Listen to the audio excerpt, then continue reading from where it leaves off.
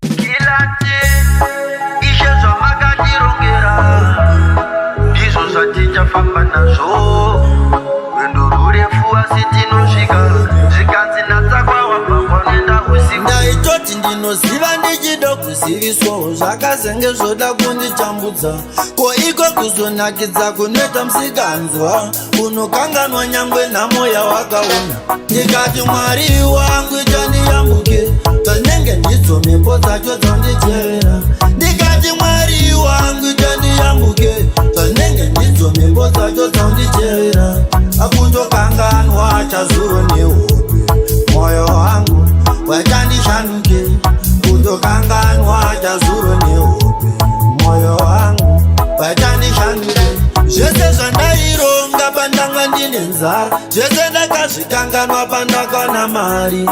Kutokanganwa nyangwe kwandakabva, kusaziva kuti kuna kandichengeta. Kana kutaura kwavo kwasava kwekushora, vangoda kundizivisa chete zviri mberi. Ini ndikati zvese zvozvo handinganzwi, ndotora nzira yangu ona kundiendesa. Ndikati Mwari wangu chandiyambuke, dzinenge ndidzo mhepo dzacho dzandichera.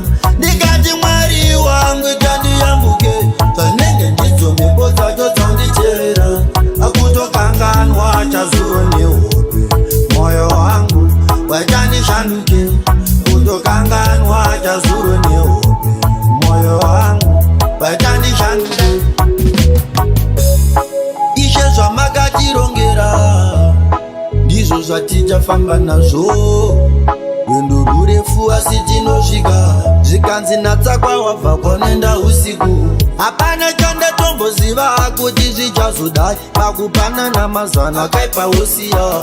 Kana zvinhu zvorema, mutunhu worema, Ishe tipe mazana isazokati. Mwari wangu chandiyambuke, dzinenge ndidzo mhepo dzacho dzandichera. Ndikati Mwari wangu chandiyambuke, dzinenge ndidzo mhepo dzacho dzandichera.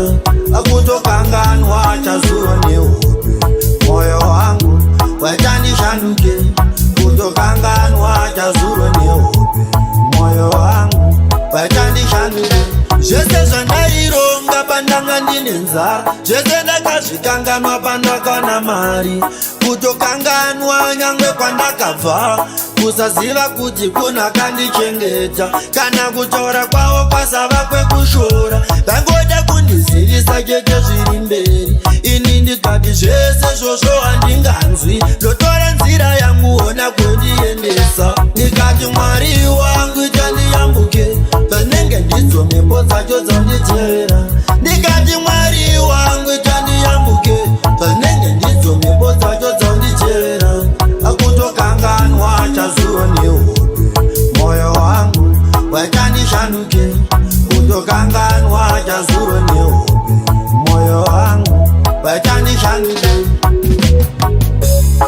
Ishe zvamakatirongera ndizvo zvatichafamba nazvo.